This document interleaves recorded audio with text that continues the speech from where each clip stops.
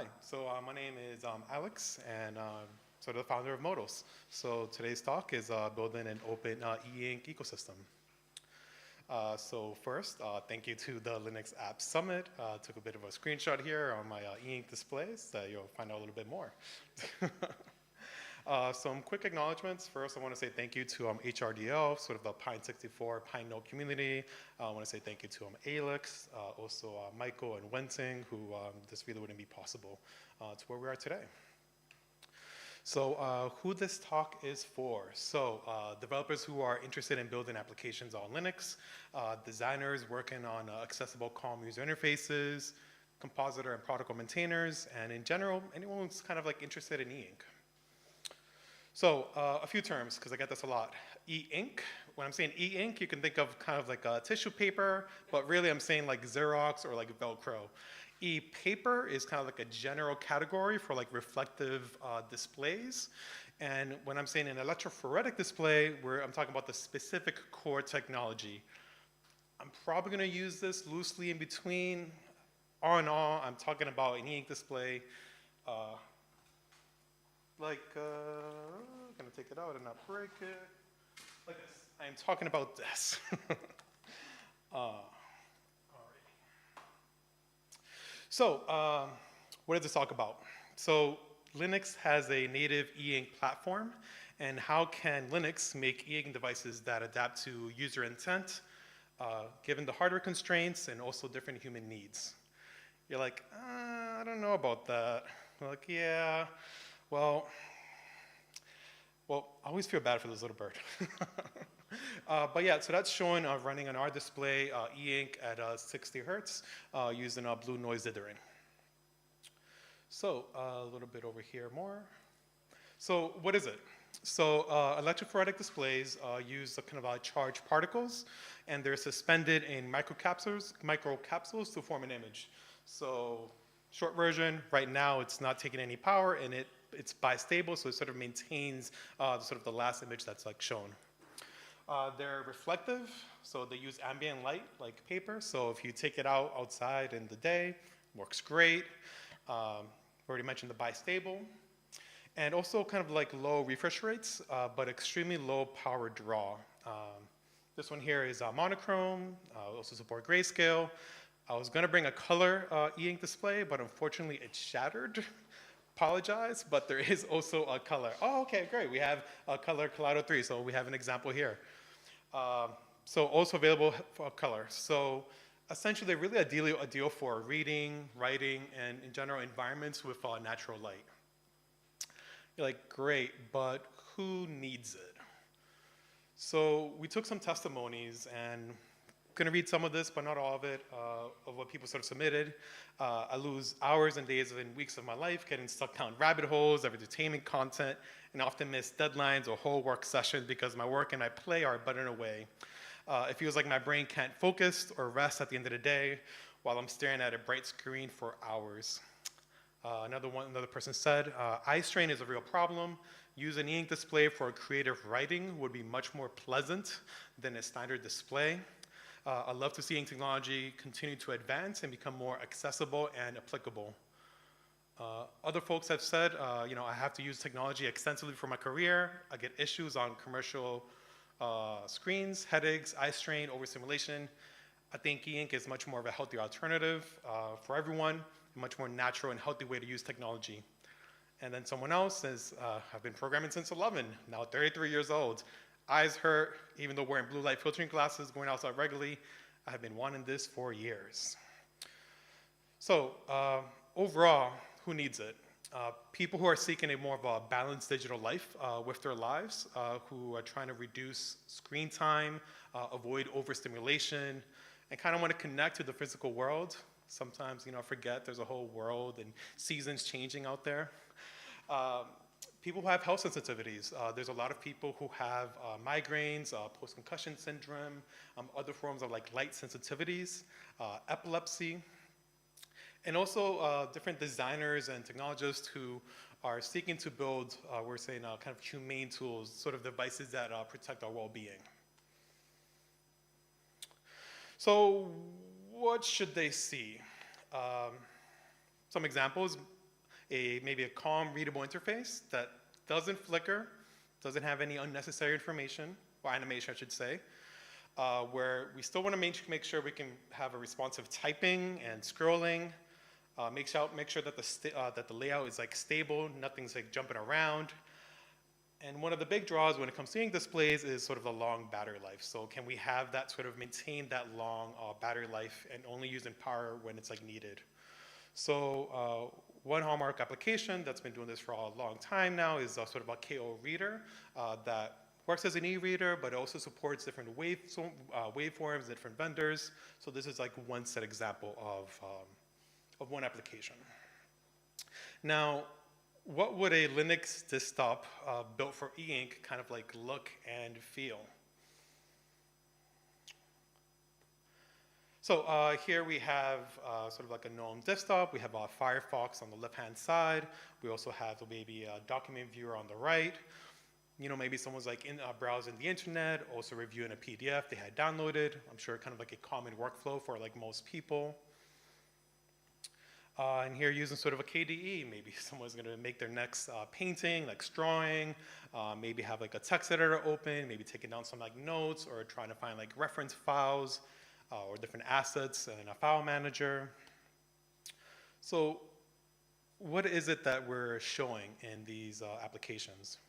So each application has a different visual behavior. And because they have a different visual behavior, they need different strategies of how they would work with e-ink. We have static text, documents, terminals, menus, user interfaces that have a lot of scrolling, like different editors and applications, images and different viewers and diagrams, and also kind of like video animation. So if different content behaves differently, how does the system know what it's showing? So here, kind of pointing back at talking about the Wayland Content Type Hint protocol. It allows applications to signal the kind of content that they're displaying. So none, photo, same sort of still images, video for sort of animated or motion content, games, for sort of latency sensitive interactive content. And sort of these hints sort of give compositors the information they need to sort of adapt, well, I should say, could possibly allow, possibly give the information that it needs to adapt different rendering strategies for e-ink. So, great. So we have applications. We have an idea of how these applications should interact. We have a protocol that can send these hints to let them know that this is an image, that this is tech. How should the compositor, how should it know what it's rendering? How should it respond? So LCDs, 60 hertz, frequent redraws, backlit pixels, high refresh rates. On e-ink, this approach causes a lot of flicker, ghosting, and sort of like unnecessary power use. Because we have these like hints, we can sort of identify, is this a document, is this a UI, or is this a video? So what we've done, shown a little bit in a video next, is we've developed an open hardware electrophoretic display controller. Short version is the display controller drives the e-ink screen. Our version is called Caster. So Caster supports screens all the way from 6 inches to 13 inches. Supports black and white and also color. So with this display controller, it supports partial refreshes for fast updates, grayscale, full refresh, fast mono. And sort of here's an image of our more recent version. I also just really want to say thank you to NoNet. We applied for a grant through NoNet a few years ago and allowed us to finish the version. So this is a display controller that is compatible with different e-ink panels. All we do is from e-ink, all we're using is just a panel. We've built our own board. We're using our own like waveforms themselves as well. So a little bit about what it can do. So I was showing video a little bit later, but showing that a little bit more. Here we have the big bad bunny, I believe it is. Sort of video showing moving his little tail and sort of the bird seeing it from up top. So that's showing video and showing that it's possible for 60 hertz. Here we have used an ocular and just scrolling a PDF. So here we have a hybrid mode where it allows you to scroll very quickly. And then if you saw that refresh, it stopped, and then it does a 16-level grayscale. So that's a specific mode that we implemented. Just gonna play it back again.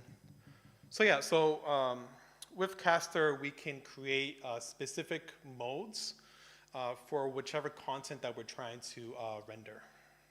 And this is just one example of one that we did where you're gonna have to think that when you're reading a PDF or document, there's times where you're reading a PDF, but you're scrolling or moving between table of contents in order to find this specific piece of information. So what this mode does is it allows you to very quickly be able to scroll where you need to go, and then let's say you're viewing diagram, it shows you the full highest fidelity that's possible. So that's something that's possible with our driver board, is be able to make different modes in order to fit and work with the content. This one, apologize, recording on my phone and then typing, so maybe not the most elaborate use. But this one sort of demonstrates typing. So very quickly being able to type. There's very little to no latency. I think one thing to note, you can sort of see, this is not just like black and white. Actually, this is showing 4 levels of grayscale. So the point of this specific mode that we made that was catered for text being, when you're editing or when you're writing text, there's often times when you're typing, but then you need to make edits. So if we just did it purely in black and white, it'd be very hard without having any visual indication of what is the portion of the text that you're highlighting. So with this, and similar in the other mode that we made, we sort of combined this. Whenever any typing that is happening, give me the lowest level of latency for typing, but still show me the 4 levels of grayscale. Something that I didn't mention beforehand, but with Caster, we have per pixel control with the e-ink screen itself. So we can do that. I don't show it here, but also with the mouse cursor, there's no ghosting, there's no shadows that are showing with the mouse cursor. It says native, and that's used in our sort of at a per pixel level.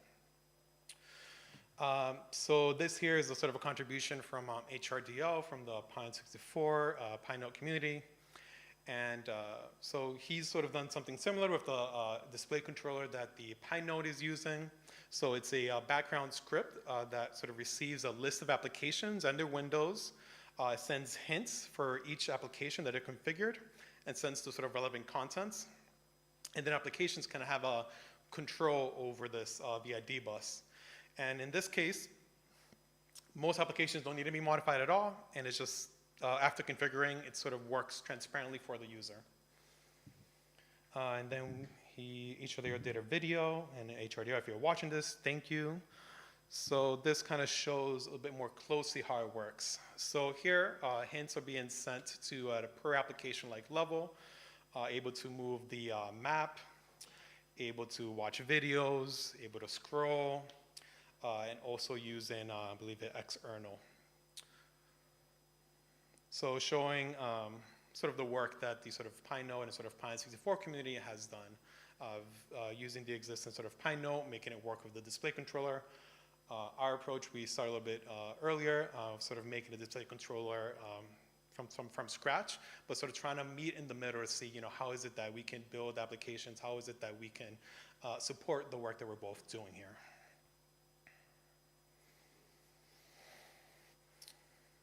Awesome. So gonna move a little bit more.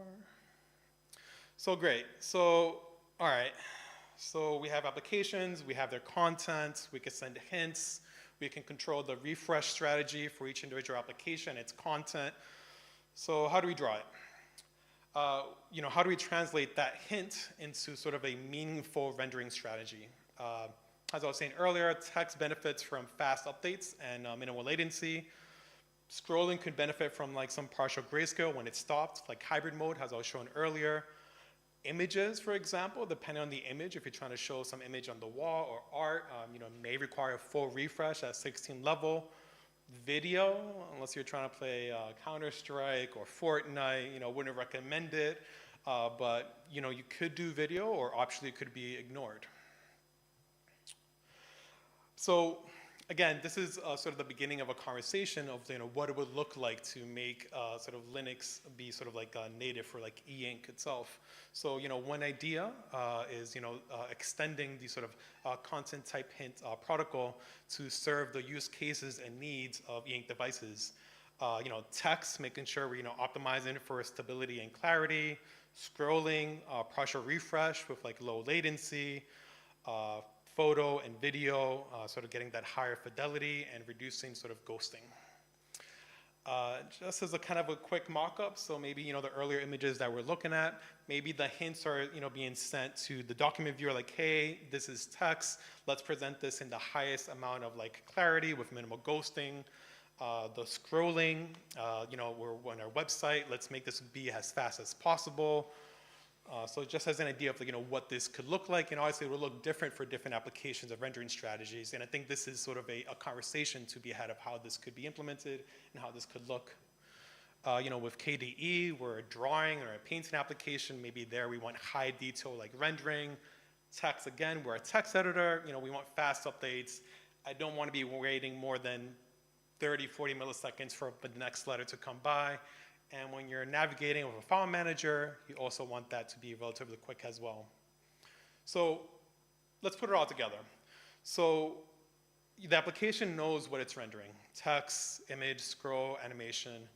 It signals to the compositor using the Wayland Content Type Hint protocol. The compositor interprets the hint and selects the most appropriate rendering strategy.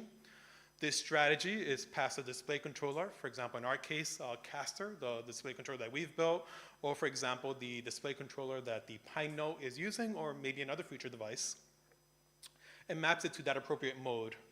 And then the e-ink panel receives the most optimized update, reducing any flicker, lag, or power consumption. You ask me, this sounds great, but why? So what becomes possible? In my mind, and these other folks who have talked to have been really excited, a new category of devices, and different user experiences. Linux system feeling native on e-ink, whereas there's no flicker, there's no redraw, a calm computing environment that supports focus, reflection, and slower thinking in a very fast-paced world. Minimalist tools for writers, developers, readers, researchers, in general, knowledge workers, people who have to spend hours upon hours in front of a computer. So that's a dream, that's a vision. We have a GitHub repository, a glider. I only showed this bit, but it's very extensive. That's sort of Wenting Zhang, who developed the display controller. It's like everything we know about e-ink. It's extremely comprehensive. I'm gonna say probably at least 30, 40 pages. It's a good weekend read. If you're interested in e-ink, I highly recommend checking out the README in the repository. Also, a little bit of a self-plug. We're also doing a crowdfunding campaign. So we're gonna be doing that towards the, I wanna say sometime next month. Tariffs are a bit of a challenge right now, navigating those waters. But if you're a developer, designer, if you're interested, you want to get your hands on this, we're doing a developer kit that we're trying to make accessible to most people at different ranges, prices. We also have a matrix. I need to do a better job in engaging in the matrix community, so if you want to join, great. If you want to help, I would be even more thankful and supportive of that. Join us. Drop my email there, alex@modos.tech. I have a Kindly link, and then short URLs that take you to our matrix, GitHub, and crowd supply. And that's it. Thank you, folks.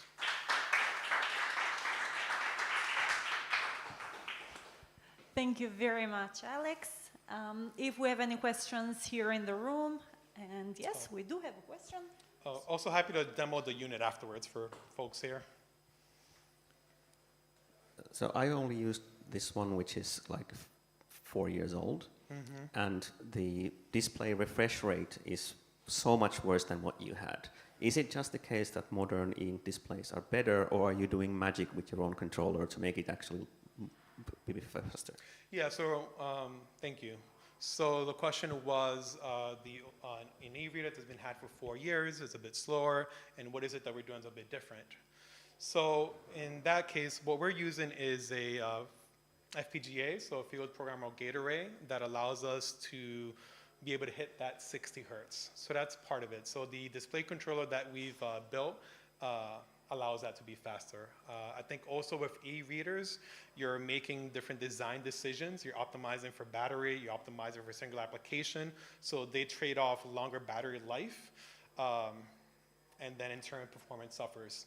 I think that a happy medium can be found where an e-reader could be fast, but still maintain a sufficient amount of battery life for most applications.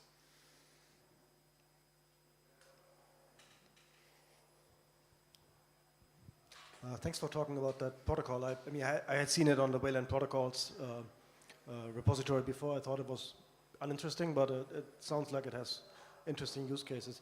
How widely is that implemented across compositors now? Is it just KWin or? I believe KWin, Mutter, and I think, oh my gosh, I'm forgetting the other compositor, Sway.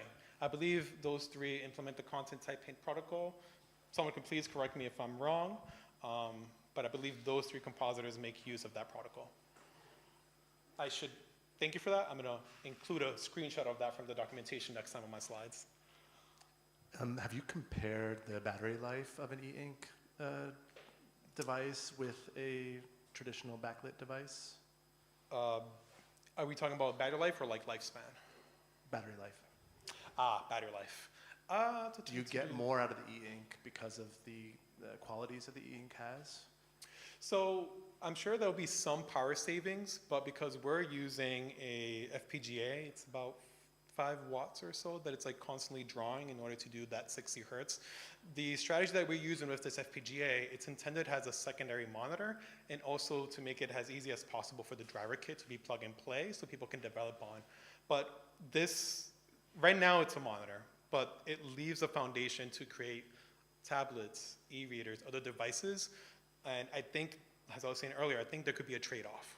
So yes, there is some gain if you turn off the LCD, use the e-ink, but it's not going to be the same thing as a e-reader, which is designed for that. But I do think by optimizing the different layers of the software stack, battery optimizations, I think we can hit much longer battery life than what we're used to when it comes to LCD device, or LCD or other flash rate reflective displays.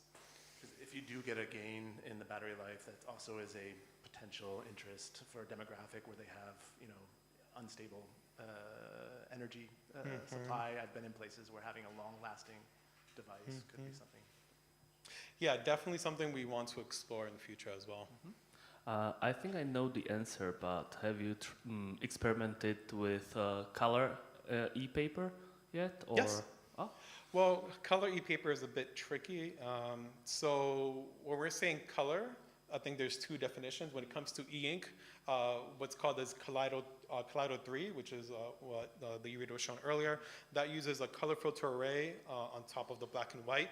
So we're able to draw that just the same at 60 hertz because the microencapsulated capsules are also black and white. It's just, yeah, it's just using a color filter array. But if we're talking about actual color, where the capsules themselves contain different pigments, the Remarkable Paper Pro that recently came out is an example of such. That's going to be slower. That's going to be slow and inherent because of the microcapsules and having to position and move them around. Yeah, okay, thank you. Lifespan of these devices? Depends on usage, depends on how you're using it. I need to run through one. Give me a few, but I would say roughly, you could at least, there's e-ink quotes 100,000 refreshes in some of their docs. If you're driving it faster, 3 or 4 years. But we still have a Kindle first gen in our family, and it still looks pretty much as new. So I think that's part of it. Is like we have the hardware, we can drive it, but if we optimize the software stack, those variables or those metrics change. There's no more questions? So I think, yeah, online we don't have questions at the moment. So I think, yeah, that's it. Thank you so much for replying to everything. Awesome. Thank you for having me. Modos again. Thank you. Applause. Thank you.